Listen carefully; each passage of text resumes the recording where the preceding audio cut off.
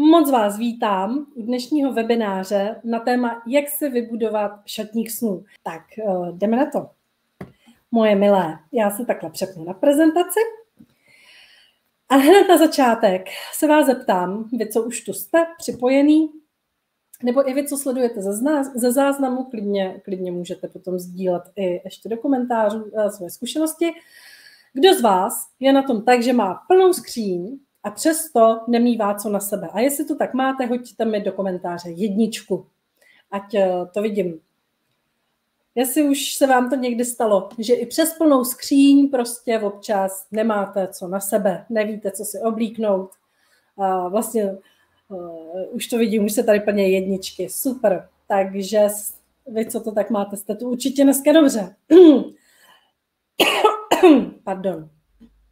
Pak by mě zajímalo, kdo z vás tu je, kdo má ve skříni třeba i nějaké oblečení, který nenosí vůbec, který třeba nikdy neměl na sobě, má ještě cedulku, nebo to měl 1 a pak to nenosí. Dejte mi do komentáře 2. 1 už se nám tady nakupily, tak 2 schválně, jestli se tady objeví. Co? Já si klidně chvilinku počkám. Jsou to takové ty situace, něco si koupím, pak se v tom necítím, už tady vidím i 2, bezva, super holky.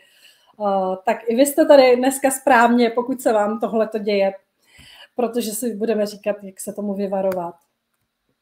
Tak, a teď bych měla ještě otázku, kdo z vás nosí pořád to samý dokola? I když má třeba plnou skříň v oblečení, když tam toho má dost, a i když nemá, tak stejně pořád točíte to samý dokola. V takovou nějakou osvědčenou klasiku, 1, 2 oskoušený outfity. To mi dejte do komentáře 3. Počkám si. To jsou taky takový, že jako i když tam toho mám docela dost, tak prostě než bych něco ráno vymýšlela, že jo, vezmu si to osvědčený, na co jsem tak jako zvykla, a vím, že to nemusím řešit, že to bude rychlý, není to sice nic moc, už vidím i 3, no tak jo, bezva. Tak, bezva, všichni jste tady správně. A teď ještě taková záludná otázka dalšího. Když se podíváte tady na tyhle ty outfity, které tady vidíte na tom obrázku, tak čí outfity zhruba nějak takhle vypadají? Dejte mi 4 do komentáře, jo? Jako, není to nic jako špatného, ale tak prostě jako nic extra na těch outfitech prostě není, jo? Takhle nějak to prostě vypadá. Něco jsem tam vytáhla v té skříni a šla jsem.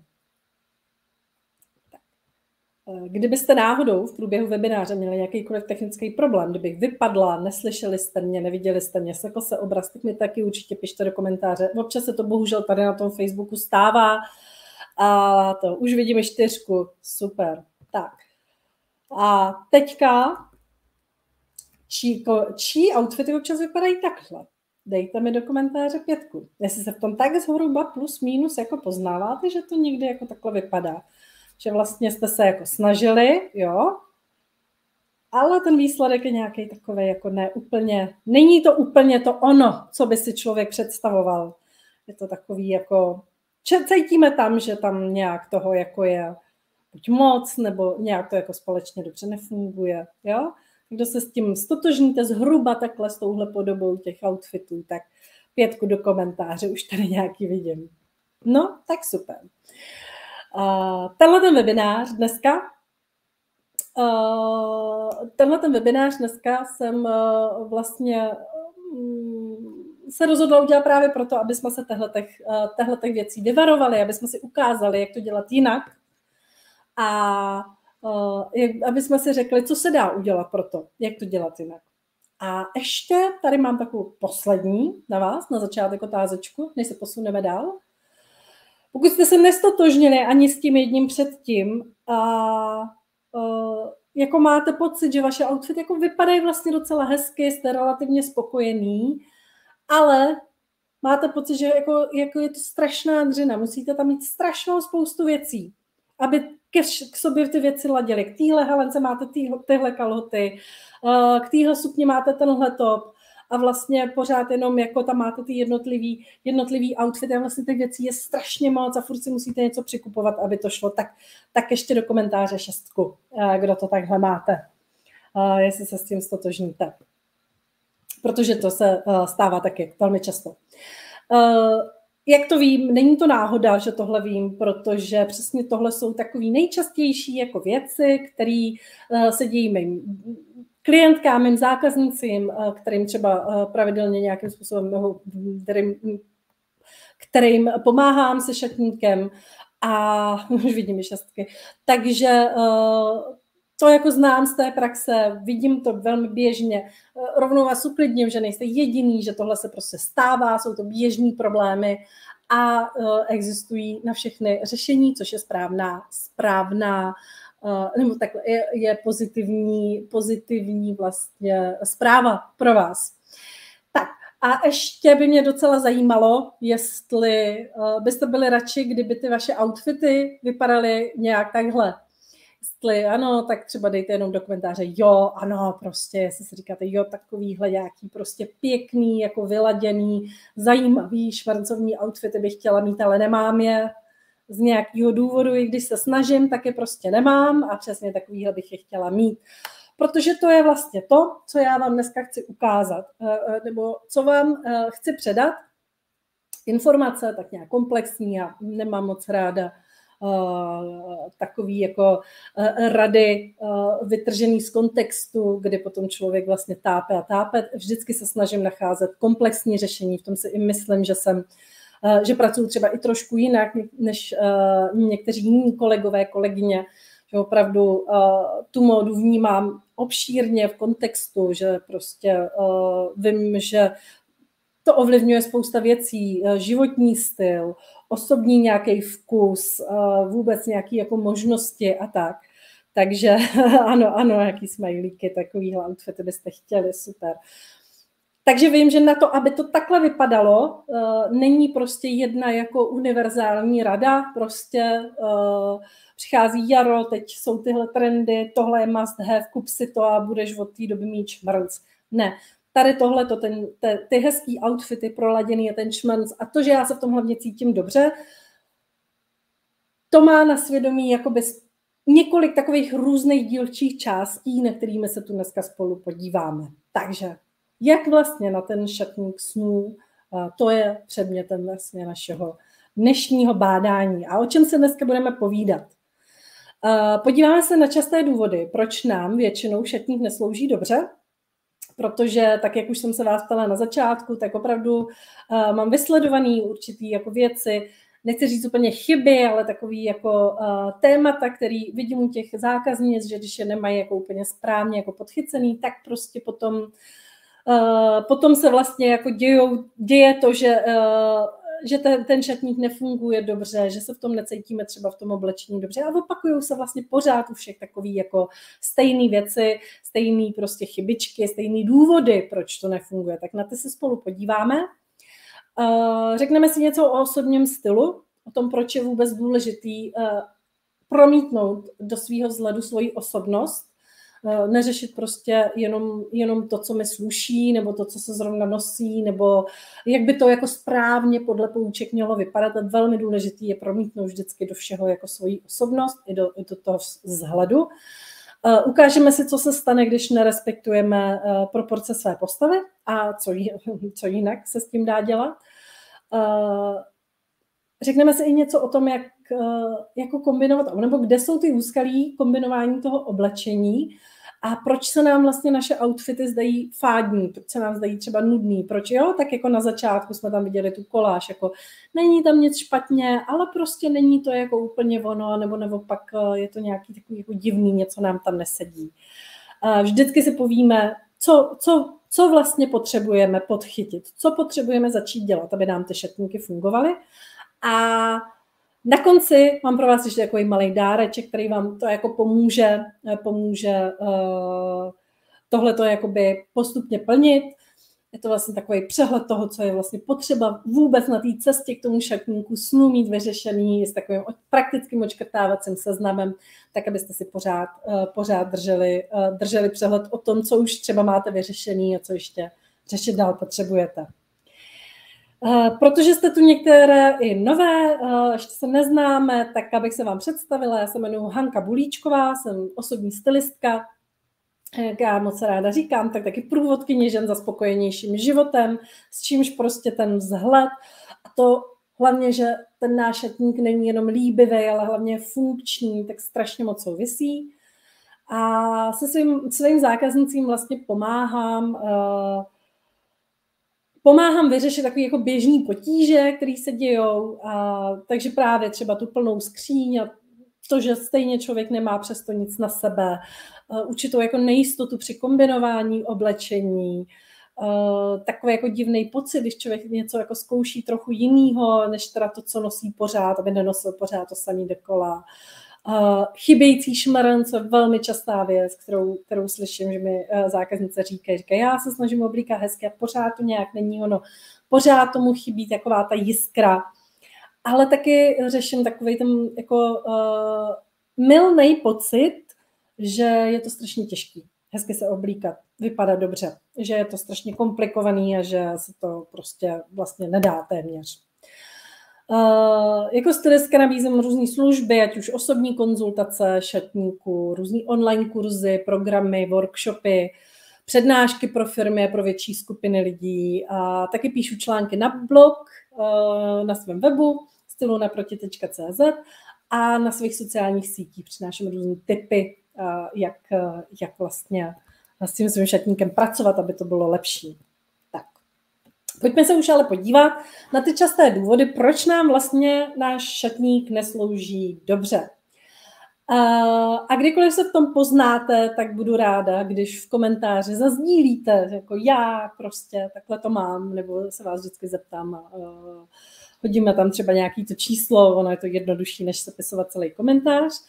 Tak ten první častý důvod, proč to nefunguje nějak, to oblíkání, je to, že člověk má ve skříni oblečení, který nenosí. Už jsem se vás na to ptala, jo? Který prostě člověk si někdy koupil, přišlo mu jako fajn, ale nenosí to. Důsledkem tady tohodle, že té skříně plno jako oblečení, který je nevyužitý, je to, že člověk nosí radši pořád to samý dokola. Jednak mu většinou nic jiného nezbývá, když tam má věci, které nenosí, ale fakt se ukotví v tom, že pořád jako točí to samý do kolečka. Jaký je řešení tohoto problému? Tady je hrozně důležitý položit si otázku, proč to vlastně nenosím? Jo? Co je jako špatně? Jaký je ten hlavní důvod, proč se mi to v oblečení nechce nosit? Byl to unáhlený nákup, necítím se v tom kousku dobře, není mi to, nebo mi to nějak jako nesedí někde, nemám to s čím nosit, jo? Těch důvodů jako může být spousta a je hrozně důležitý jako ten hlavní důvod, tu prapříčinu si tam jako objevit.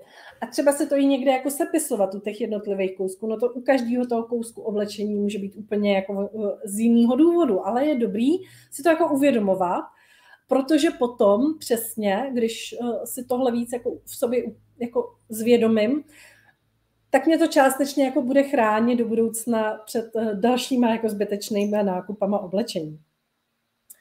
Ve chvíli, kdy já to mám jako rozmyšlený, co je za problém s tím kouskem oblečení, tak se můžu teprve jako rozhodnout, co já s ním vlastně udělám dál. Jo? Jestli já ho vyřadím z toho šatníku, protože mi fakt nesedí mi, vlastně není jako šance ho nosit. Jestli ho odnesu ke švadleně na nějaký jako trošičku jako upravení, jestli prostě to nebudu nosit, protože fakt vidím, že se v tom necítím dobře, není to můj styl. Dobrý si zvědomit, proč to není můj styl, proč se v tom necítím dobře, jako jaký jiný oblečení si můžu příště koupit, abych se v tom dobře cítila. Nebo jestli to fakt jenom jako nemám s čím nosit, jo? Což bývá taky velmi častý důvod, že sice dobrý, je to hezký kousek, ale já vlastně jako nevím, co k němu. Jo?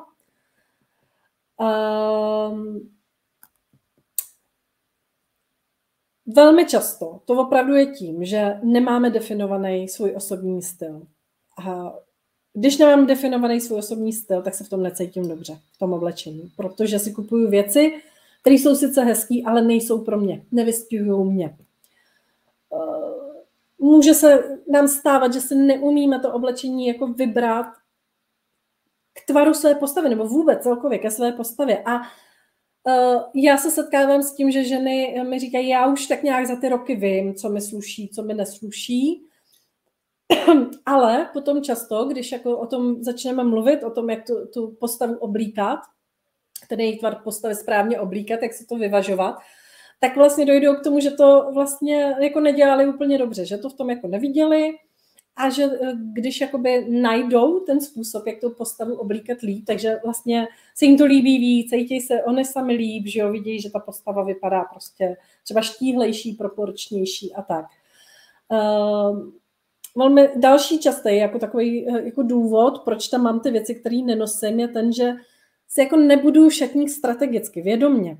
Že věci nakupuju úplně nehodila. A věřte mi, že spousta věcí v šatníku, který jako ten šatník drží pohromadě a který nám to vlastně usnadňují, to kombinování oblečení, vůbec jako nespadají do kategorie takových těch nákupů, jdu a koupím si, co se mi líbí.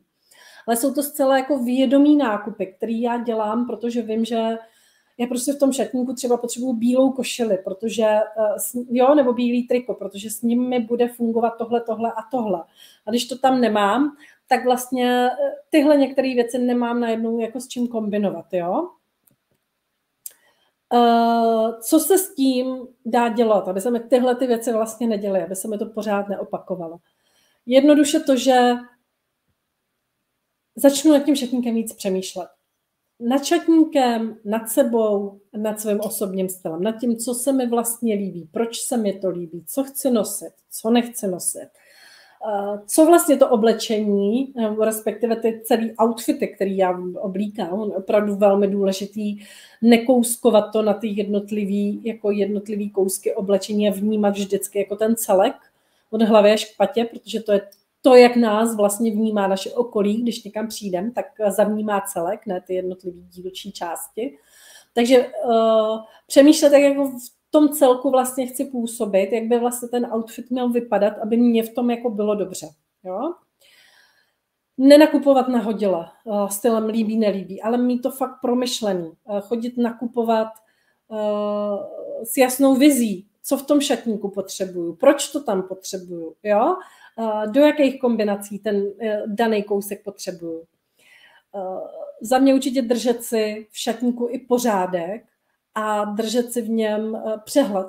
Nemít prostě přehlcený šatník, pravidelně si ho třídit, pravidelně si ho rovnat.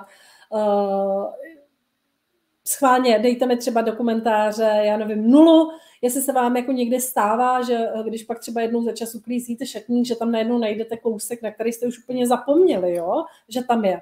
Nebo při takovém tom sezóním, jo? Něco někam zaklidím dozadu do skříně, protože prostě v zimě tohle zrovna nenosím a najednou přijde léto a tak já trochu v tom šatníku pátrám a najednou najdu třeba top, u kterého prostě jsem už úplně zapomněla, že ho mám, jo? Že v tom šatníku je. Takže tohle za mě taky jako alfa omega. Neustále si udržovat v šatníku přehled a pořádek. Pokud jako si říkáte dobrý, tohle je super, co říkáš, ale vlastně jako já nevím, co s tím. Vůbec si teďka jako teda vůbec nevím rady, jak bych tohle měla dělat. Tak jsem vám jenom chtěla tady jako zazdílet. Já jsem teďka jela předchozích několik týdnů takový koučovací program Restart šatníku, ve kterém jsem měla prostě nějaký počet jako kurzistek a v tom programu jsme vlastně všechny tyhle věci spolu jako probírali, projížděli a tak, aby na konci se tady z těch chaotických šatníků a z toho, že člověk vlastně nosí pořád to samý dokola a chybí mu šmrz a to, staly fakt jako funkční šatníky. A je to, jo, a oni se stali, já vám pak i na konci ukážu prostě jeden třeba krásný výsledek jedné kurzistky. A je to tím, že v tomhle programu opravdu jsme jeli krok za krokem třídění šatníků. Fakt jsme si ho krok za krokem společně vytřídili. Vysvětlili jsme si, jak pracovat třeba s těma kouskama, který jsme tam jako nenosili, který tam leželi zbytečně. A všeobecně jsme se dívali na ten šatník v praxi. Jo? Neteoretizovali jsme, což je podle mě jako takový bolavý místo. spousty různých kurzů a programů a různých jako článků o stylingu a různých tady těch stylingových typů, který se kde dočtete. Je to, že to je jako skvělá teorie, ale potom jako už člověk neví, co s tím dělat v praxi. Jo? Tady v tomhletom programu, já vám o něm dneska ještě chvilku budu říkat později, tak jsme právě šli hodně do té praxe. Jo? Tak, aby jsme rovnou s tím šatníkem něco udělali, jenom neteoretizovali. Ten další častý důvod, proč nám šatník neslouží dobře, je i v tom, že nevíme, jak to oblečení kombinovat. Jo? Že přesně máme tam ten hezký kousek, super, líbí se nám, je to náš styl, ale vůbec nevíme, co s tím. To bývá, většinou to úskalí bývá v tom, že nemáme vybudovaný pevný základ šatníku. A pevný, dobrý základ šatníku je prostě geniální v tom, že tam jsou univerzální kousky, které se strašně dobře kombinují se vším. Který, když fakt nevím, co s čím zkombinovat, tak vím, že tady v tom základu já mám kousky, které můžou být prostě prokombinovatelné úplně jako libovolně. Takže prostě já, když mám tady tuhletu halenku, tak vím, že v tom základu šatníku mám třeba ty kalhoty nebo tu sukni, která je natolik univerzální, že se to k tomu prostě můžu vzít. Taky často, pokud jako nevím, jak oblečení kombinovat, tak to může být tím, že zase nechápu ten svůj osobní styl, nevím, jak to oblečení zkombinovat, tak aby mi v tom bylo dobře. Jo? Což já, když jako si svůj osobní styl uvědomím, tak jednou z velkých výhod je i to, že já najednou vidím, že když si vezmu třeba nějakou, když třeba mám jednoduchý kalhoty, jednoduchou halenku, že je to na mě jako nuda. A že tam prostě třeba potřebuju dodat něco jako zajímavého, jo. Takže vím, že si třeba musím vzít barevný boty k tomu, jo, aby to mělo nějaký šmarnc. Často taky nevíme třeba, jak to oblečení kombinovat, protože se nám zdá, že jako, pak v tom máme jako takovou divnou postavu, jo. A já osobně nikdy nikomu úplně neradím, jaký konkrétní střihy oblečení se pro svoji postavu má oblíknout, nebo ne až tak zjednodušeně. Samozřejmě někdy si doporučíme nějaký konkrétní střihy. Ale mnohem zásadnější pro mě vždycky je, aby si dotyčný člověk jako osvojil takový různý principy toho, jak s tou postavou pracovat, aby opticky se vyvažovala. Takže i to potom člověku vlastně usnadní práci, když já vím, že když mám tenhle ten střih halenky, tak tomu potřebuju třeba už nějaký jako uší kalhoty, jo? Nebo naopak třeba uší sukně, jo? I to mi potom vlastně v tom kombinování hrozně ulehčuje práci. A co teda úplně úžasně jako pomáhá ve chvíli, kdy neumím oblečení kombinovat, tak jsou různý stylingové pravidla, které jsou absolutně prostě platný kdykoliv, jakkoliv. Stačí jako znát a ne naučit se, ale začít jako vůbec používat, jo. Jsou to takové věci, jako že třeba já nevím, když mám široký kalhoty, tak už si k tomu radši vezmu nějakou jako halenku, která je na tělo a naopak, abych prostě nekombinovala upnutý, ale abych vždycky kombinovala upnutý s volným. Je to třeba o tom, že se naučím jako přidávat do kombinací oblečení nějaký kontrast, aby to bylo zajímavý, jo? A teď nemyslím jako jenom třeba tmavou a světlou barvu, ale třeba hladký a hrubý materiál, jo? Tak aby to prostě vytvářelo zajímavý kombinace. I to mi může hrozně moc pomoct. A i tohleto jsme se vlastně učili s těma kurzistkama právě v tom restartu šatníku, v tom programu, kdy fakt jsme si ukazovali, jak správně kombinovat barvy a vzory, jak vůbec kombinovat oblečení, aby to bylo hezký, jo, mezi sebou, aby to ladilo třeba stylově. Učili jsme se tam principy toho, jak oblečení kombinovat, aby teda ta postava vypadala proporčně, aby vypadala dobře. A ukazovali jsme si právě třeba i to, jak jako oblečení k sobě ladit, aby jsme to jako nepřeladili zase úplně, aby to nebylo jako úplně moc, jo. Opravdu v tom jednom týdnu, který prostě v tom programu byl, tak jsme jeli opravdu jenom to, jak správně kombinovat oblečení, aby ten výsledek byl hezký.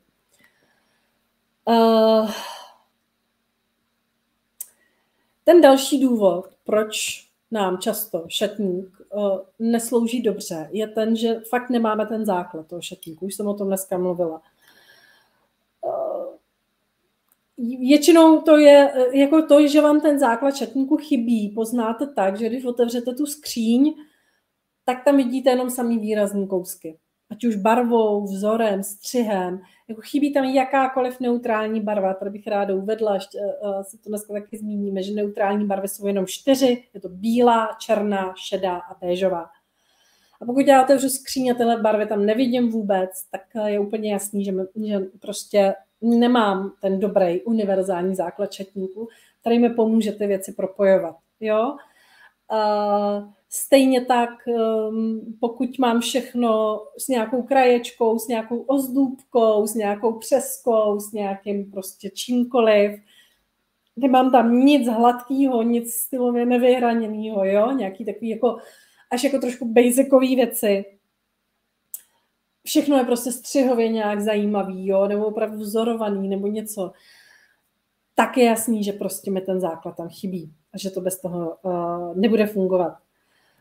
Další signál toho je to, že fakt chodíte na ty nákupy nahodile, že jdu do obchodu, nakupuju prostě, procházím v obchody a co se mi líbí, to koupím, jo?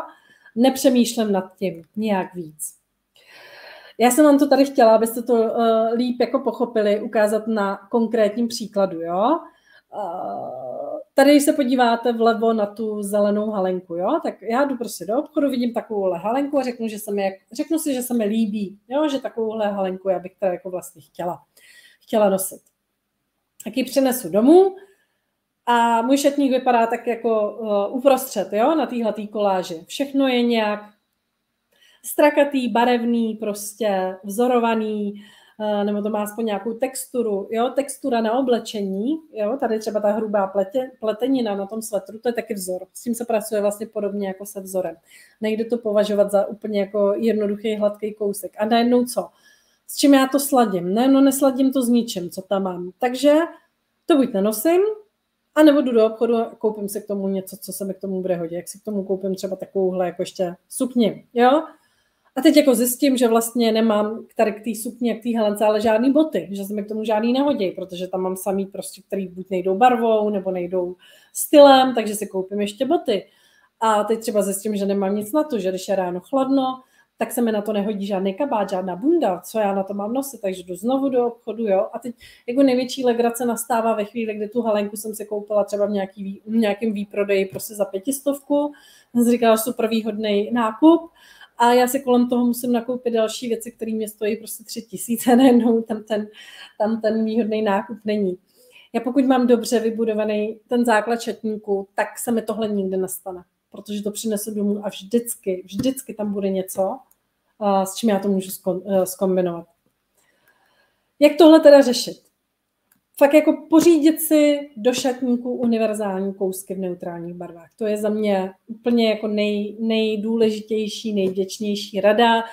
A i teďka prostě i zákaznice, se kterými konzultuju šatníky, teďka třeba kurzistky v tom restartu šatníku mi říkali, že tohle pro mě byla jako velmi zásadní, velmi důležitá informace. A ve chvíli, kdy se tam nějaký ty univerzální kousky dokoupili, tak najednou zjistili, že mají mraky různých kombinací, které dřív neměli, že najednou vlastně se jim ten šatník krásně jako propojil, najednou jim mnohem líp funguje a je to prostě fajn. Důležité je mít všechno i víc ujasněný, zvědomovat si to, co tam prostě potřebuju v tom šatníku mít a všeobecně se jako budovat už jako šatník tak nějak jako strategicky, jo?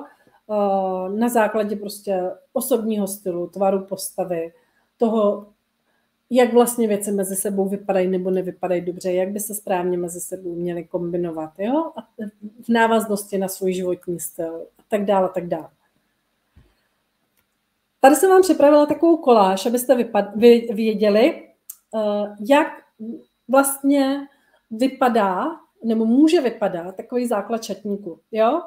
Tohle jsou přesně ty univerzální, jednoduchý kousky, které jsou hrozně snadno kombinovatelné, úplně s čímkoliv, jo.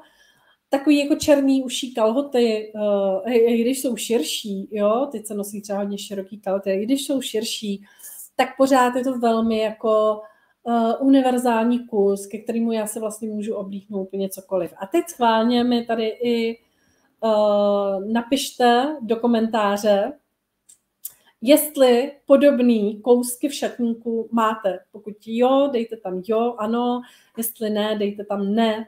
Jo? Jestli když otevřete skříň, jestli tam takovýhle prostě neutrální barvy a velice jednoduchý, nekomplikovaný prostě kousky oblečení najdete. Jo? Hladký, bez ozdob, bez vzorů, bez krajek, bez barev, fakt takhle prostě bílá, černá, šedá, béžová barva, všechno hodně hladký, jednoduchý, jo.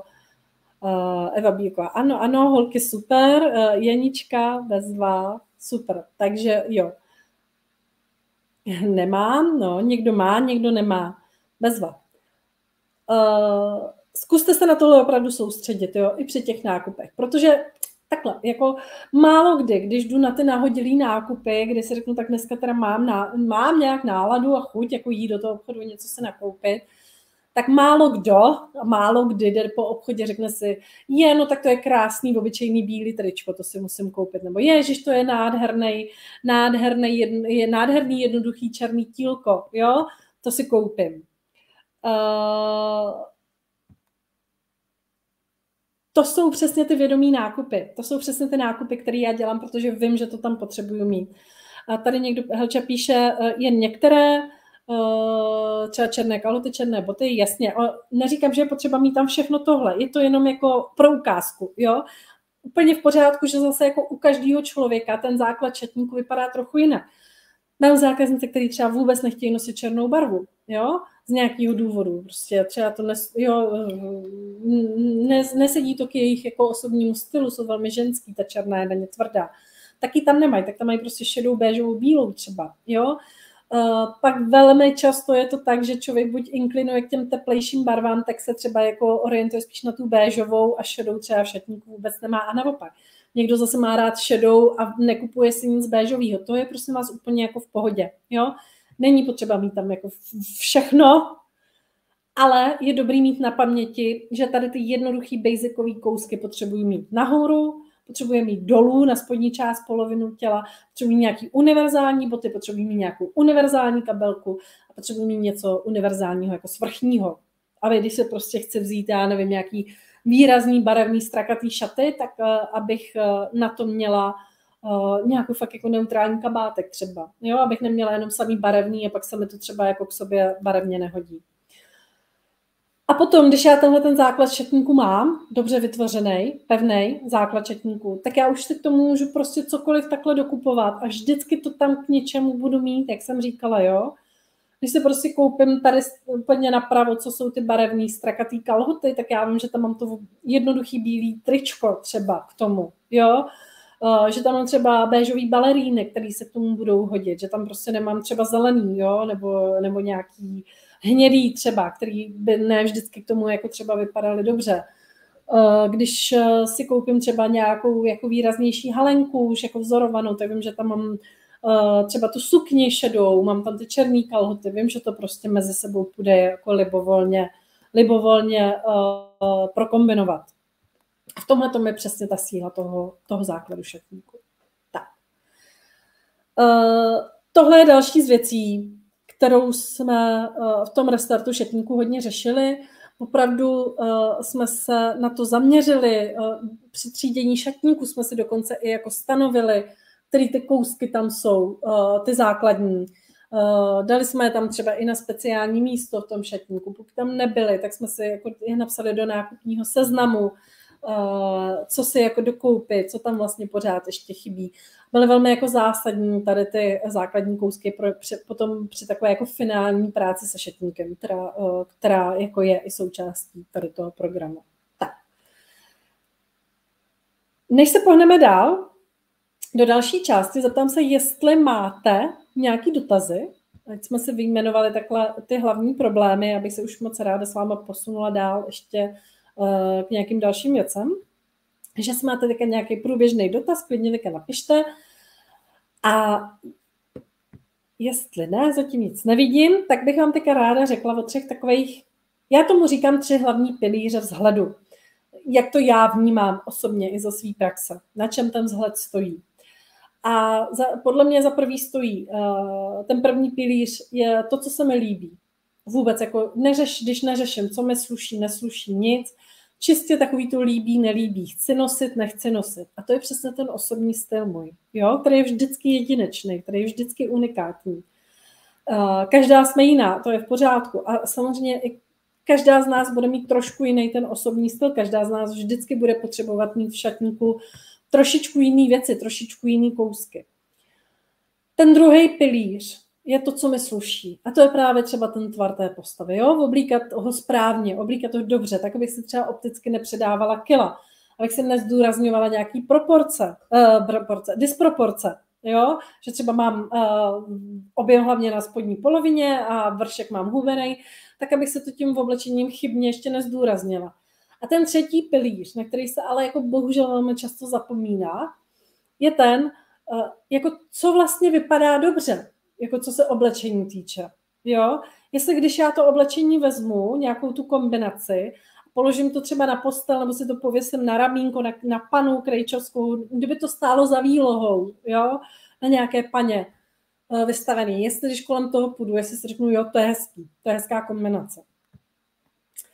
A všechny tyhle 3 pilíře je důležitý držet furt nějak jako v rovnováze a vždycky to tam mít jako v těch mých outfitech promítnutý. Jo? Na chvíli, kdy jeden ten pilíř oddělám, tak mi to celý spadne. Jo? To jsou fakt 3 takový hlavní opěrný body, na který je pořád dobrý myslet a který je opravdu dobrý mít jako vyřešený, aby mi ten šatník mohl fungovat.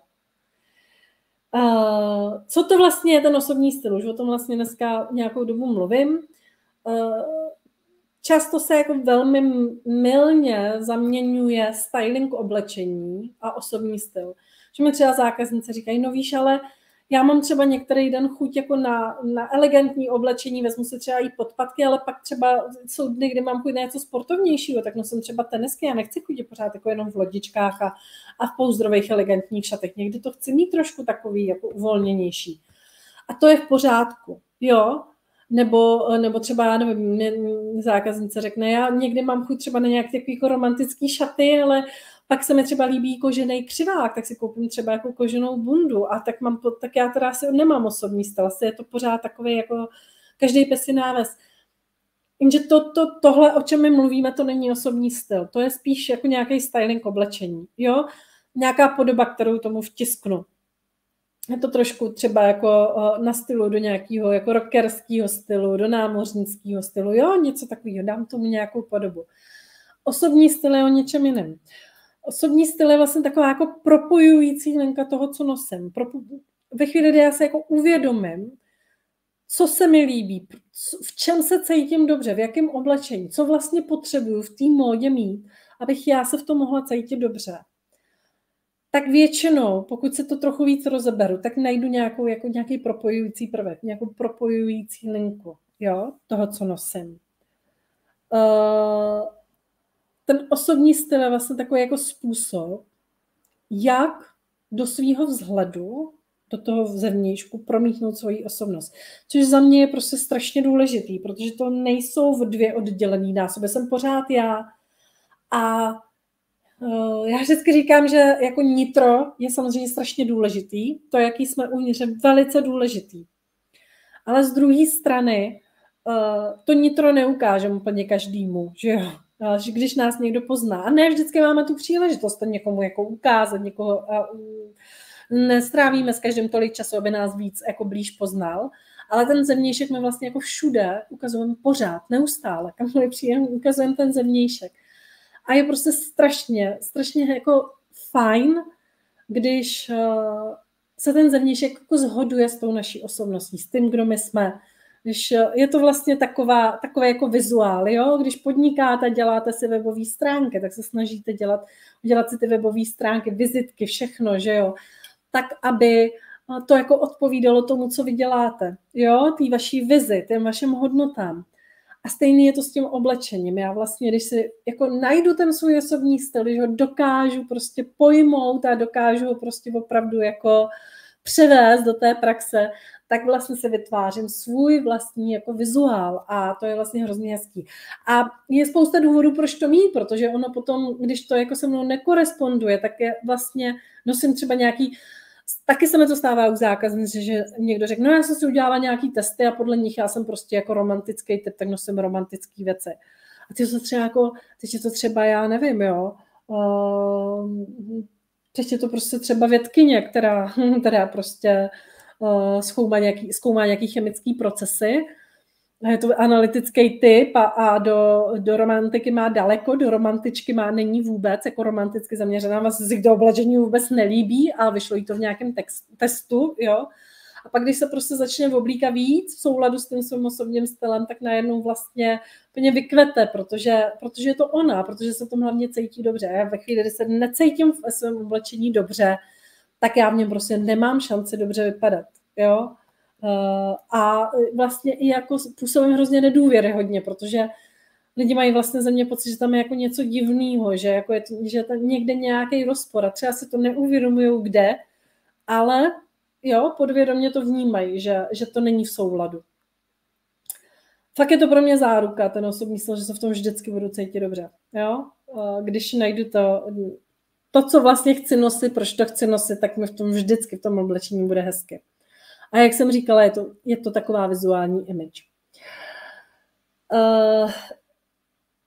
Já se setkávám s tím, že prostě někdy člověk jde do obchodu, něco ho zaujme, nějaká halenka, jo, třeba tady taková květovaná růžová, tak teda třeba, když si to vezmu, tak tady třeba, já nevím, dejme tomu, říkejme jí třeba Alena, se někde dočetla, že podle rysů v obličeji by měla být teda romantický typ, tak si řekne, no, tak já teda budu nosit ty romantické věci, tak si koupím romantickou halenku a pak si to donese domů a kdykoliv si to chce oblíknout, zjistí, že se v tom jako necítí vůbec dobře a neví proč, ale necítí se v tom dobře, jo. A ty si říká, tak nesedí mi to, není to můj styl, proč mě to vlastně jako vůbec zaujalo, jo. A pak, když se taková Alena jako zamyslí trošku hloubějc nad svým osobním stylem, nad tím, co vlastně vůbec chce do té módy jako promítat, do toho svého vizuálu, tak jako zjistí, že se jí vlastně líbí jako ženský věci, že ráda působí žensky, že teda ta květovaná halenka, krom toho, že podle nějakých teorií by jí měla slušet, tak jí zaujala vlastně takovou nějakou svojí jako ženskostí, jemností, ale zároveň, když si třeba stáhne nějaký inspirační fotky toho, co se jí líbí a pak si je rozebere, tady ty dvě třeba, tak zjistí, že dobrý. Ale mně se líbí věci, které jsou jednoduché, které jsou prostě takový klasický, který sice drží tu ženskou siluetu, ale pořád jsou prostě takový jako jednoduchý. A teď najednou jako zjistím, že vlastně tomu ta jako květovaná halenka vůbec neodpovídá, že kdybych si místo toho radši koupila takovýhle jednoduchý hladký rolák, že by mi v tom bylo jako mnohem líp. A když si ho koupím, tak vlastně se v něm cítím mnohem líp a ty kombinace v oblečení jsou pro mě lepší. Jo? Tak tohle, pardon, se říkala, lekla mi tady vzlítla z ničeho nic vosa. Dáme tu vosa. Tohle se přesně jako stalo, jo, jedné mojí zákaznice. Hance. Ona mi vlastně ukazovala, že se chce takhle jako oblíkat. Takhle, jak je to na těch fotkách. Jo? Tohle byly její inspirační obrázky. No a když se to snažila si to sama řešit, tak to vypadalo nějak takhle. Jo? I když jako zhruba tušila, co by chtěla, tak to jako nedokázala převést do té praxe. A přesně, jo, i podle nějakých teorií se pořád jako držela v nějakém takovém jako vlastně kancelářském stylu, který ale jako vůbec nebyl blízký. Protože když se podívám na ty inspirační fotky, tak ono to má v sobě vlastně takovou jako ležérnost, takovou uvolněnost, jo. Když to, co ona se vlastně snažila nosit, bylo všechno jako hodně upjatý, bylo to nudný, chybělo tomu šmrnc. A když to vlastně začala řešit se mnou, tak se nám jako vlastně podařilo se přesně tady tomuhle přiblížit a ten styl, který měla, nebo má od té doby, tak vlastně mnohem víc odpovídá té její osobnosti, mnohem víc to odpovídá tomu jejímu osobnímu stylu a chytlo to vlastně i takový ten šmarnc, který tomu předtím chyběl. Ten osobní styl, to je to, čím my jsme třeba v tom restartu šatníku, v tom programu začínali. Jo, první týden hnedka. Definovali jsme si osobní styl. V tom programu jsou různý praktické cvičení. Já to mám fakt hodně postavený jako na praxi, takže opravdu si každý jako pomocí těch praktických cvičení došel k tomu, jaký ten jeho osobní styl vlastně je a jak by vlastně ten šatník měl jako vypadat, aby odrážel tu jeho osobnost, aby se v tom cítil dobře. Opírali jsme to o teorii stylových archetypů, to je taková moje osobní typologie, kterou jsem si já vynalezla, protože každý člověk se rodí s nějakým stylovým archetypem, odvíjí se to hodně jako od naší povahy, od naší osobnosti. A já třeba v sobě kombinuju ženský archetyp, což znamená, že potřebuju, aby oblečení vždycky působilo žensky, zároveň umělecky, takže mám ráda, když to obsahuje něco trošku netradičního, trošku jinýho, něco neokoukaného, jo, a tak dále, tak dále. A přesně tohle my jsme vlastně i v tom prvním týdnu tam hnedka hledali a rovnou jsme si vlastně ty svoje osobní styly jako převáděli do praxe a hledali jsme ty způsoby, jak to dělat. Tak. Co s tím tvarem té postavy? To je totiž ten druhý pilíř. To jsou ty věci, co mi sluší. Samozřejmě není to jenom o stylu, není to jenom o tvaru postavy, je to třeba, já nevím, o vhodném účesu, o vhodném líčení, částečně o barvách. Já úplně nerada jako sklouzávám k barevné typologii, k nějakému přehnanému řešení barev, co mi sluší, co mi nesluší, ale samozřejmě jako i nosit barvy, které pro mě jsou vhodné, do tohohle spadá taky. Nicméně pro mě základ opravdu vyřešit se to, jako aby mi oblečení sedělo k mému typu postavy. Každý z nás má prostě trošku jiný tvar postavy, trošku jinou tělesnou stavbu. Není to jenom o tvaru postavy, je to i o různých proporcích těla. Někdo má větší bříško, někdo širší ramena, někdo má třeba kratší nohy. Je důležité se to zvědomit, uvědomovat, jak ta moje postava vypadá a naučit se jí prostě oblíkat, naučit se ty principy toho, jak s tou postavou pracovat. Protože jak to vypadá, když já to nerespektuju, jo? Já si můžu opticky přidat nechtěně další kila navíc, pokud ty kila nějaký navrch mám, ale i když je nemám, tak si můžu třeba z disproporční postavy, což taky nevypadá dobře, i když jsem štíhla. Může se stát, že mi nesedí oblečení, že to prostě nějak jako někde furt něco, někde pne, nevybírám si prostě pro sebe v oblečení správně, jo? Třeba i pro svoji stavbu těla. Věci na mě divně trčej, prostě zmohutňuje mě to, nebo naopak třeba ve všem volným vypadám prostě, jak kdybych to měla po starší ségře, jo, nebo jak v pyžamu. Není to prostě ono. Necítím se v tom dobře, protože vidím, že mi to nějak jako nelichotí. Jo? Vypadá to pak třeba takhle. To je Ashley Graham, plus size modelka. Já byla radši za označení normal size, ale tak prostě plus size modelka teda. A nezhubla, nepřibrala, jsou to prostě, ty fotky nedělí, myslím si, ani moc času. Akorát prostě na té levé straně, na té fotce nepracuje správně se svým tvarem postavy. Ona má taky objem spíš dole, má relativně jako souměrnou postavu, ale přece ten zadek tam je, nepracuje s tím dobře tady, jo. Zbytečně si vlastně jako přidala kila opticky, není to úplně ono. Když to na té fotce vpravo teda využila určitý jako optický kouzla, tomu říkám, a třeba ten program Restart šatníku obsahuje celou kapitolu nebo celý video, který se věnuje jenom tomu, jak si opticky s využitím optických kouzel jako dorovnat postavu, vyvážet postavu. Využila různý optický kouzla, díky kterým prostě vypadá vyšší, vytáhlejší, protáhlejší, tím pádem i třeba štíhlejší. Jo? A ta postava působí opravdu jako proporčně. Jak tohle teda řešit, pokud já to úplně nevím, jak s tím svým tvarem postavy, tak v prvé řadě je potřeba poznat svůj tvar postavy. Jo? Vědět, jaký ten tvar je. Jo?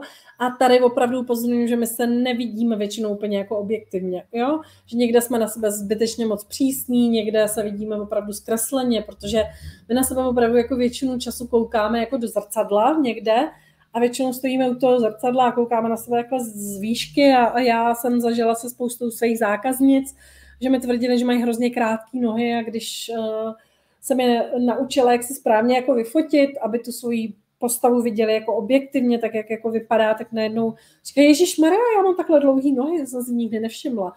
No nevšimla, že na sebe celý život koukáš z vrchu a je to prostě zdeformovaný, že jo, ten obraz toho zrcadla. Takže třeba tohle se i děje. Je velmi důležité fakt pochopit ty principy toho, jak opticky vyvažovat svoji postavu. To není o nějakých typech, jako ukazuj přednosti a zamaskuj svoje nedokonalosti. Jo? Se pak prostě stane, že třeba holka, která má tady nahoře oblíká 630 a dole 40, má fakt jako tam, má tu hruštičku, jo? Tak si řekne, tak nahoře mám tu 630, že jsem krásně štíhla, tak to ukážu v tom obepnutým topíku a teď mám ten velký zadek, tak ať není vidět, tak si vezmu trochu širší sukně. Co se stane? Ještě víc vlastně umocní tu disproporci, kterou tam má, jo? Ten princip toho, jak s tady tím tvarem postavy pracovat, je prostě úplně jiný, úplně opačný, jo? Takže to je jako velmi důležitý, naučit se opticky vyvažovat postavu. Nezdůrazňovat přednosti, ale jít na to úplně jinak. Já v tom programu Restart chatníků, který jsem teďka měla s děvčatama, a pokud tady některý jsou, tak je moc zdravím. Já moc, že jsem některý viděla, že se ještě přišli na webinář, ještě trošičku dochytřit a zopakovat si to. Tak jsem vlastně pomáhala, pokud chtěli, pokud se nevěděli rady, tak mi děvčata poslali fotky a já jsem jim pomohla s tím rozklíčovat ten jejich tvar postavy. Tak, aby si to vlastně jako doladili s těma informacemi, které jako v rámci toho programu získali, jak vlastně jako ten tvar postavy oblíkat, naučili se ty principy, naučili se to chápat, ty principy, naučili se ty optický kouzla s tím oblečením, tak já jsem ještě jako dovysvětlila, jak to jako vlastně zapasovat na ten jejich konkrétní tvar postavy, na co se tam třeba dát pozor, čemu tu pozornost věnovat a tak. Takže v tomhle programu jsem vždycky jako pomáhala všem těm a vždycky budu v tomhle programu všem pomáhat ten jejich tvar postavy najít, protože opravdu v sobě člověk jako není objektivní. A teď se pojďme podívat ještě na ten třetí, poslední pilíř, což je teda to, jak jako kombinovat oblečení, aby to bylo hezký, aby to oblečení samo o sobě teda vlastně bylo hezký. Jo? Čiže první pilíř, osobní styl, o tom jsme se řekli, druhý pilíř, to, co mi sluší, tak teď jsme se bavili o těch tvarech postavy, jo? A ten třetí pilíř, aby to oblečení, který nosím, vůbec bylo jako hezký, samo o sobě. Hoďte mi teďka zase tady do komentáře 0, pokud máte pocit, že jsou vaše outfity prostě fádní, nudný, že tomu chybí šmrnc, že tomu chybí nějaká jiskra. Já se zase velmi ráda počkám na vaše odpovědi. Jestli tady uvidím, kdo z vás má pocit, že ty jeho outfity teda fakt jako nejsou nic moc, že by to mohlo být lepší o něco, že tomu prostě chybí nějaký šmrnc. Super. Tak, co s tím? No, nebo jak se to jako ještě projevuje, jo? Abyste se s tím třeba mohli ještě stotožnit. Je to často o tom, že ve skříni má člověk i jako hezký kousky oblečení, že není problém s tím, že by si neuměl v obchodě koupit něco hezkýho na sebe, jo? Ale i když se ty hezký věci oblíká, tak tomu prostě pořád něco chybí těm výsledným outfitům. Pořád tam chybí ten šmarnc. Člověku to přijde nudný, to, co nosí, furt nosí to samý dokola, jo. Není to nápaditý prostě, je to vlastně nějaký, člověk se naučí jeden postup vlastně, který pak točí pořád dokola, jo, naučím se nosit prostě džíny a k tomu nějaký triko a takhle jedu vlastně jako pořád. I třeba se setkávám s tím, že se ty zákaznice jako stahují ty inspirační jako outfity, které se jim líbí, a pak se to jako snaží napodobovat. A stejně to jako není ono, stejně to prostě vypadá jinak a neví prostě proč, nechápou proč. Jo? A je to fakt o tom, že my většinou chceme něco takovýhodle, jako je na téhletý fotce. A schválně, jako jestli si třeba i odpověst ten samé sobě, jestli říká, jo, tohle bych prostě přesně takhle bych nějak chtěla, aby to mělo ten šmrnc, to jsou ty šmrncovní outfity, ale místo toho naše outfity většinou vypadají takhle, jo? Teoreticky vlastně jako nosíme podobné věci, jako na té první koláži, ale prakticky to prostě není ono. Prakticky to vypadá jinak. Je to prostě nuda. Chybí tomu šmrnc. A nebo to vypadá takhle. Jo? Už jsme se taky ukazovali na začátku. Je to nějaký jako překombinovaný, není to prostě jako úplně ono. Co s tím? Zase je důležitý mít dobře postavený základ četníku, aby se mi věci dobře kombinovaly. Bez toho já se prostě nehnu. Potřeba znát svůj osobní styl, je potřeba naučit se kombinovat oblečení správně, tak, aby ladilo stylově, tak, aby ladilo barevně, tak, aby ty kombinace byly prostě pěkný, aby to byly hezký, jo, co se stylingu týče, fakt jako pěkný kombinace.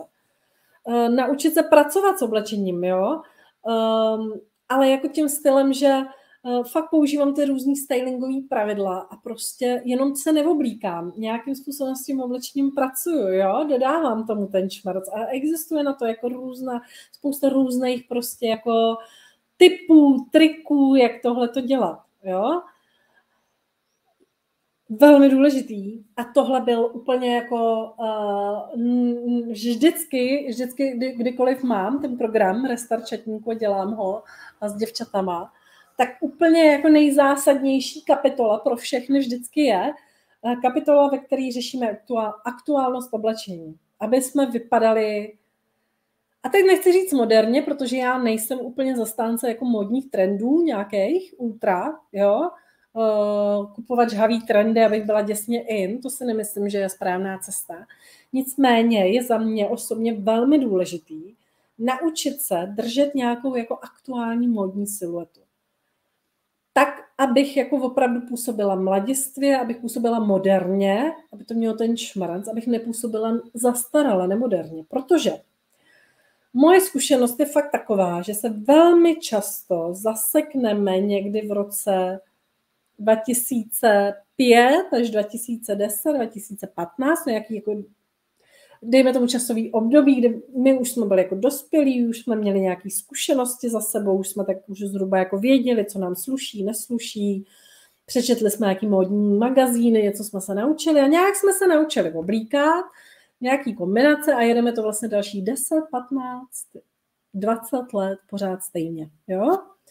A pokud, a teď tady klidně mi jako sdílněte, kdo z vás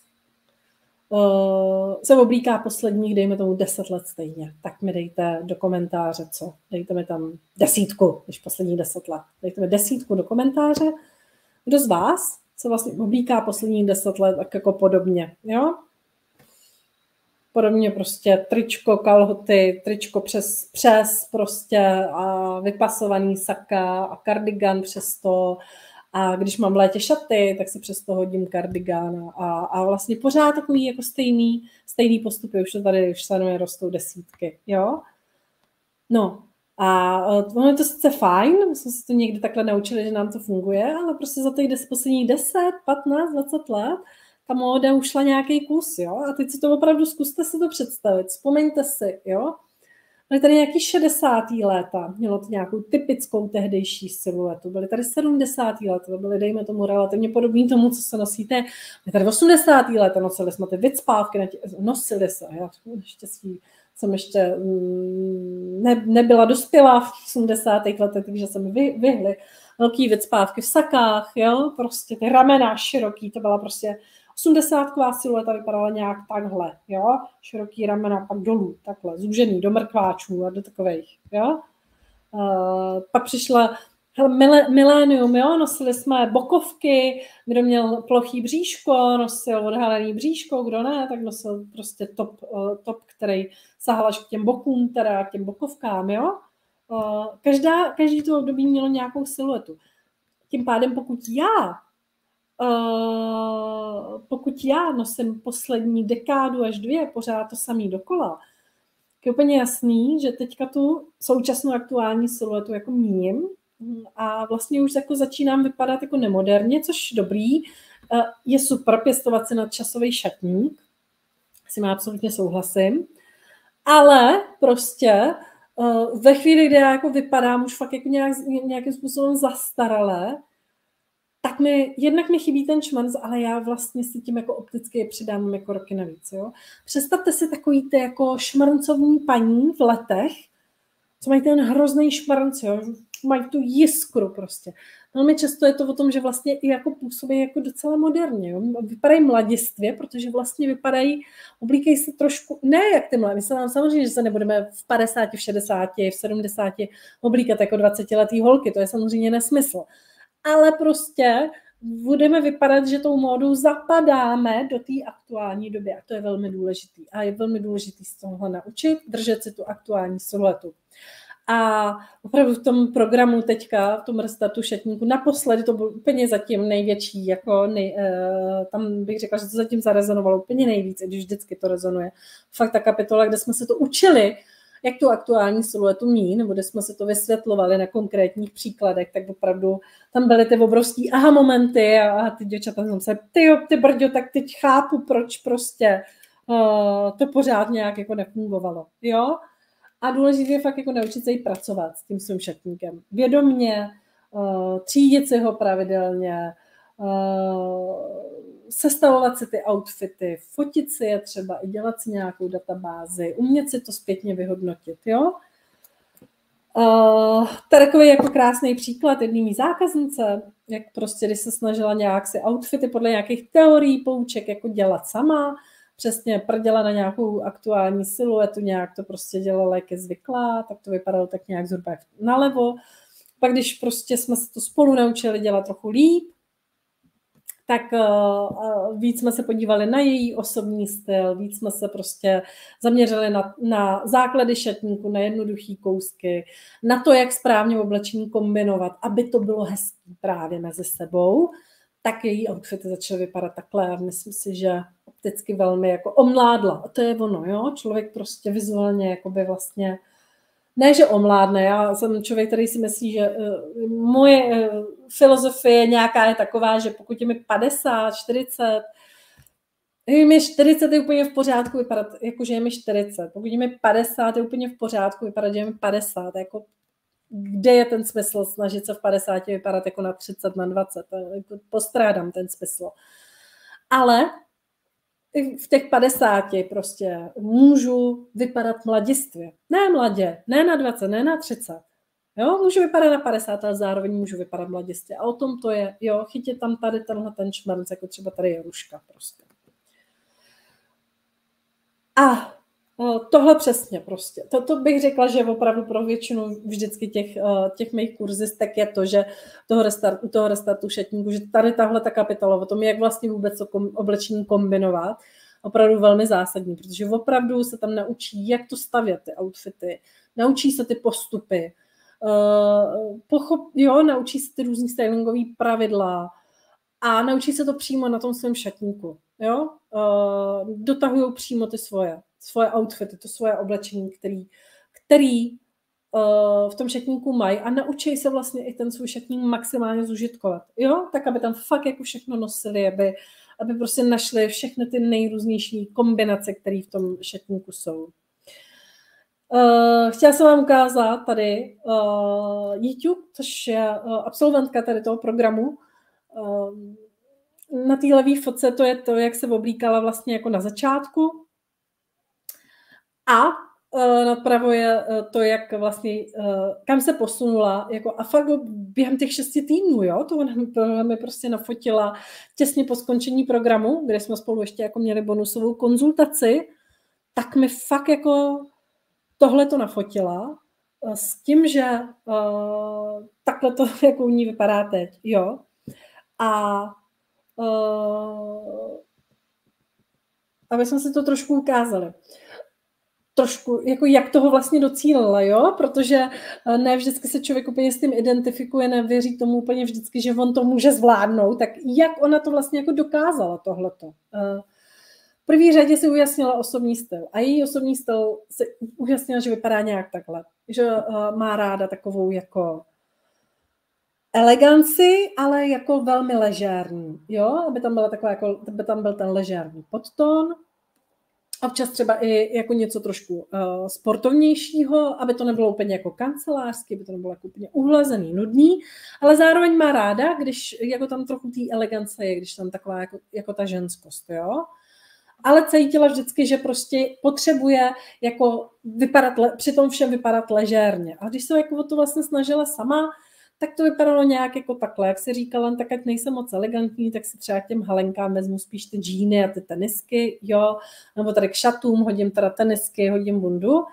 A jednak tomu něco chybělo, přesně byly to ty nudný outfity, které jako nemají šmerenc, ale navíc ani jako dobře nepracovala. Tady je krásně vidět, že moc dobře nepracovala ani se svojí postavou, protože ona má ten objem spíš na vrchu, má širší ramena, má větší prsa, má velmi útlý boky, prostě krásný štíhlý nohy, což teda dobrý, ukážu to v sukni, ukážu to v těch utnutých kraťasech, v těch slimkách, kalhotách, ještě mě vidí, jak mám krásně štíhlý nohy, krásný útlý boky, ale vlastně tím hodně zdůrazňovala jako tu disproporci, jo? Že ty ramena a ten vršek je široký. Tady je to prostě z těch fotek jako dost patrný.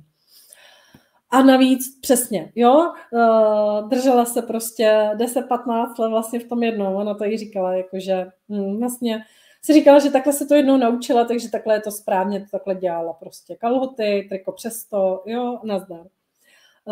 Dílka šatů ke kolenům, protože tak přece jako je to správně, že jo, další dílky zkracují nohy, tak tyhle to jsou takový optimální, kratší už zase nechtěla třeba z nějakého důvodu. A tak v tomhle to měla. A došla prostě tady k tomuhle. Dokázala si prostě najít ten způsob, jak držet tu nějakou určitou míru elegance, ale přesně s tou ležérností, jo. Vsadila na ty uvolněnější prostě střihy, široký kalhoty, prodloužený dílky.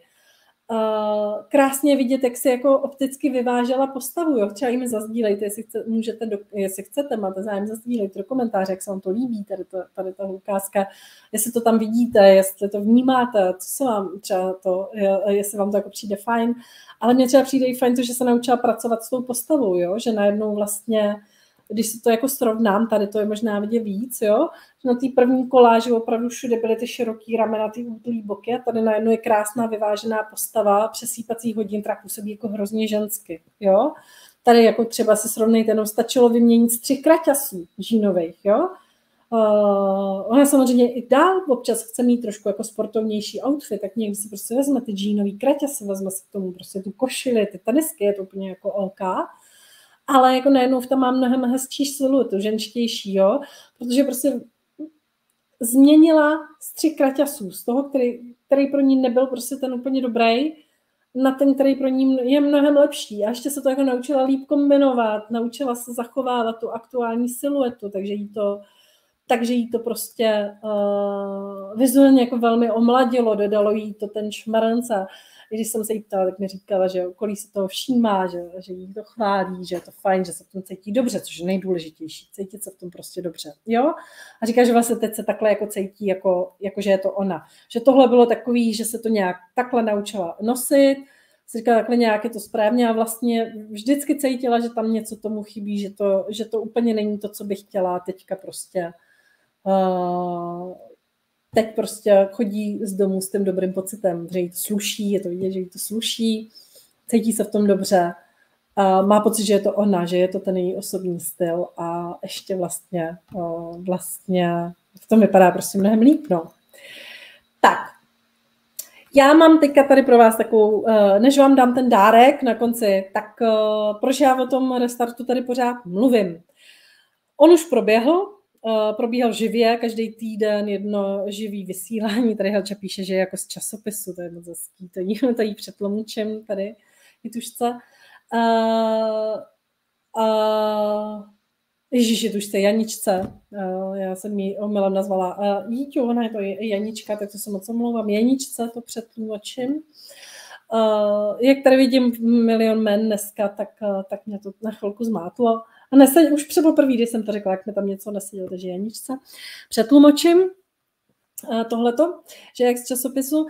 Nicméně, ten program teďka nedávno probíhal živě, už vlastně jako podruhý, já ho nemám úplně dlouho, rozhodla jsem se ten program vytvořit, protože fakt jako měla jsem nějaký online kurzy předtím třeba na osobní styl, pak jsem měla nějaký jako produkty jako na ten tvar postavy a tak. Měla jsem kurz Dokonalý outfit, ve kterém právě jako řeším, jak mezi sebou oblečení kombinovat, aby to bylo hezký, to byl vždycky velký úspěch, ale zároveň jsem cítila, že kdykoliv jako nějaká zákaznice prošla jenom tím jedním, že to vlastně jako je vytržený z toho kontextu a nedává to ten ucelený přehled.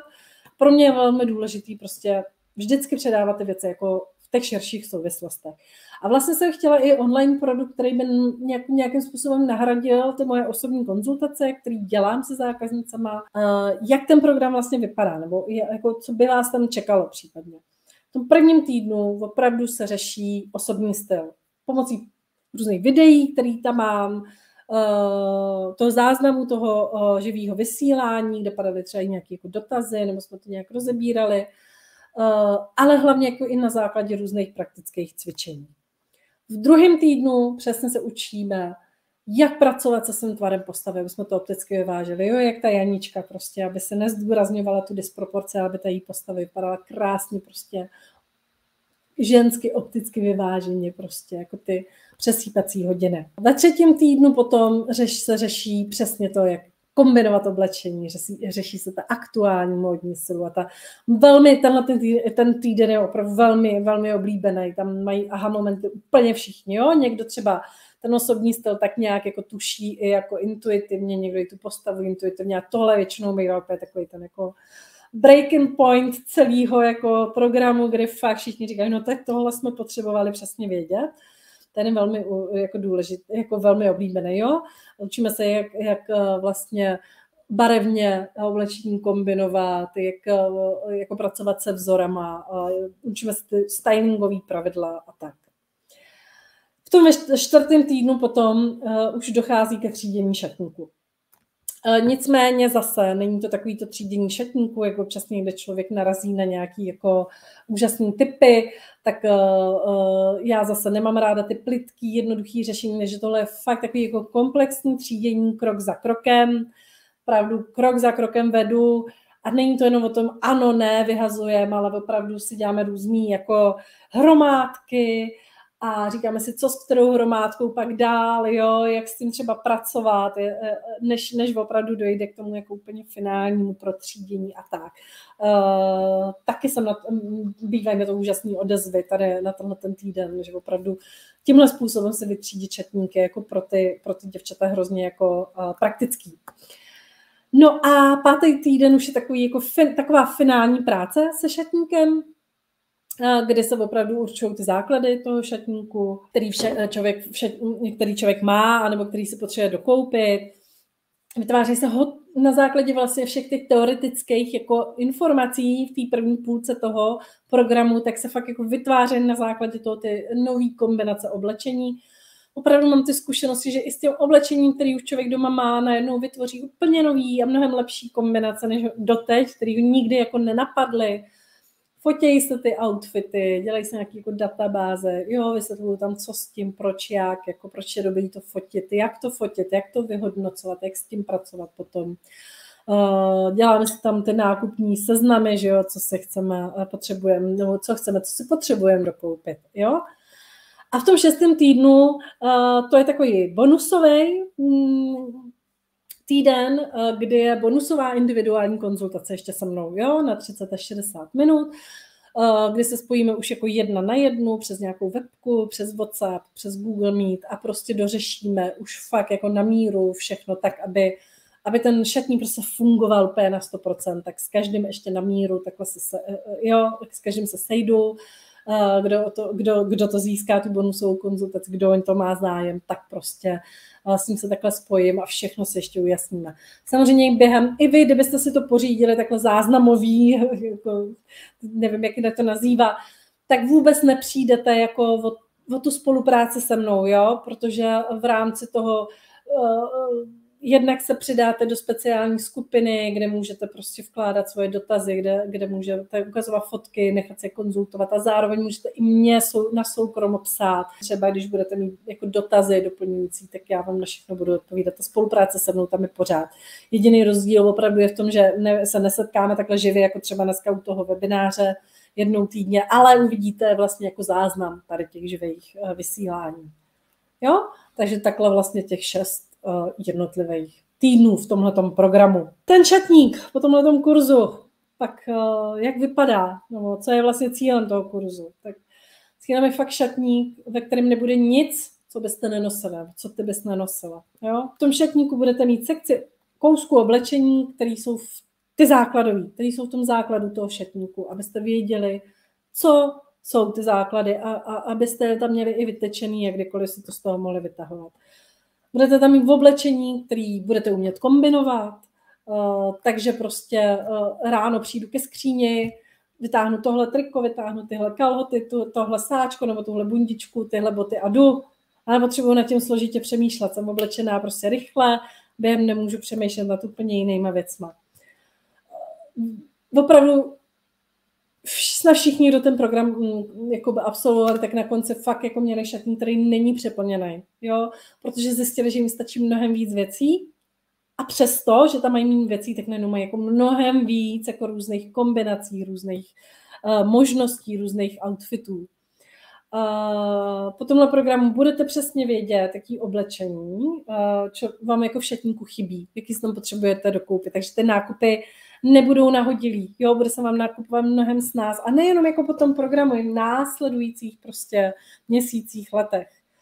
A bude to pro vás mnohem jednodušší oblíkání, bude vám to mnohem víc slušet, tak jako Janičce, tam na té koláži.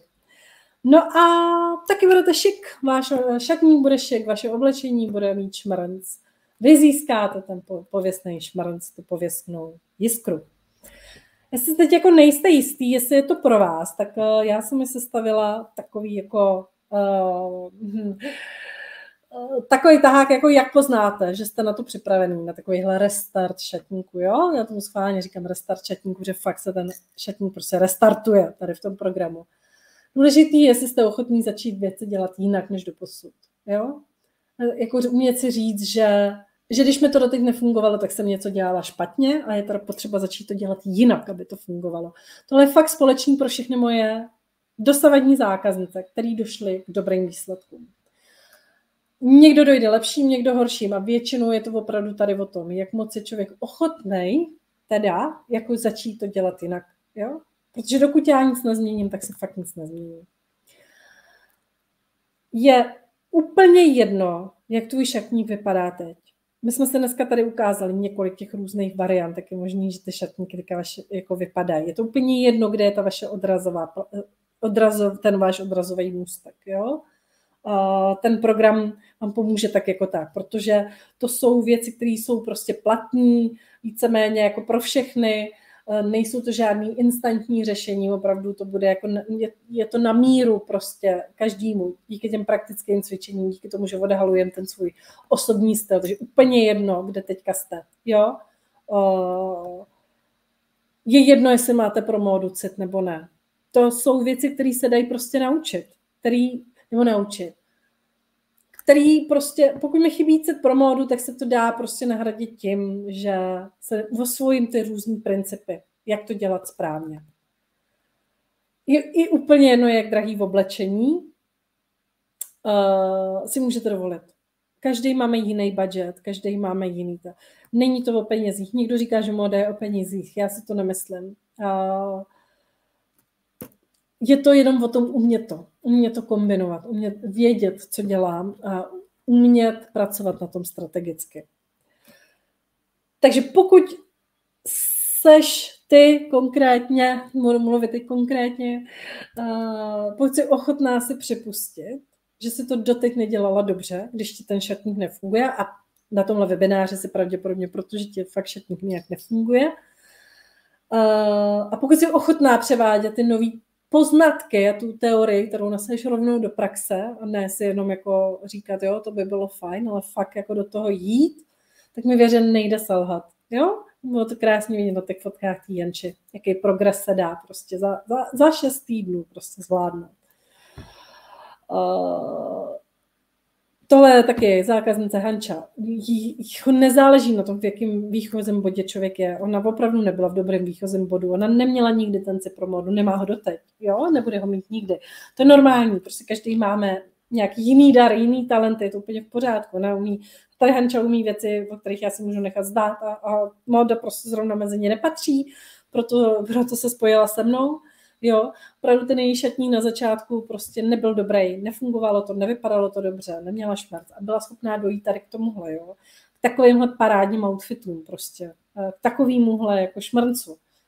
Takže jde to, je to jedno, v jakém výchozím bodě se nacházím. Je nepotřeba si pamatovat, že dokud nic nezměníš, tak se nic nezmění. Všechno zůstane tak, jak je to teď. Protože bez ně nemá cenu čekat na to, že se něco stane a najednou to začne fungovat. To se nezačne.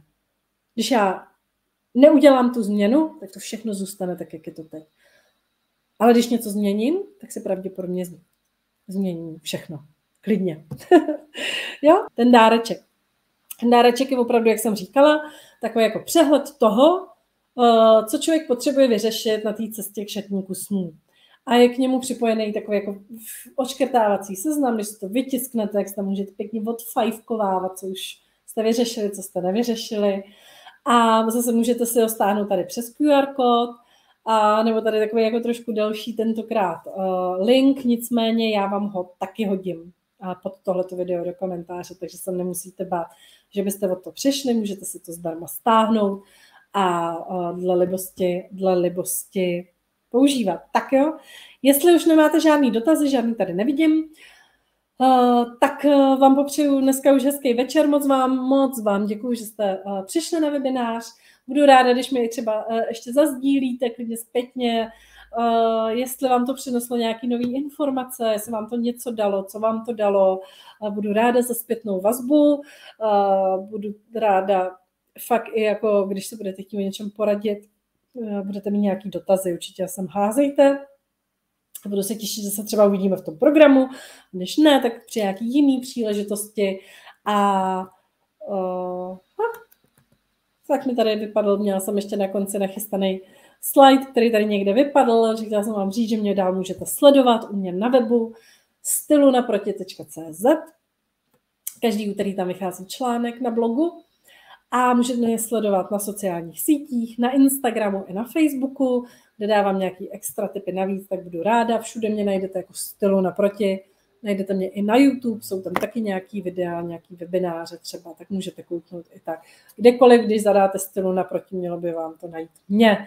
Takže si myslím, že mě nemůžete minout. Mějte se, děvčata, moc krásně. Přeju vám, abyste došli ke svým šatníkům snům, aby vám to vždycky fungovalo. Tak hezký večer.